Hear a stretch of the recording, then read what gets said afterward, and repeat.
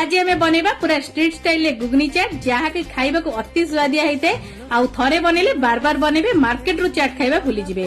प्रथमे मटर को 6 ରୁ 7 घंटा बतुरे रखु प्रेसर कुकर में 2टी आलू देबे पानी टिके देबे हळदी लुण देकी ताकू 4टी हुइसिल मीडियम फ्लेम रे लगेई नेबे।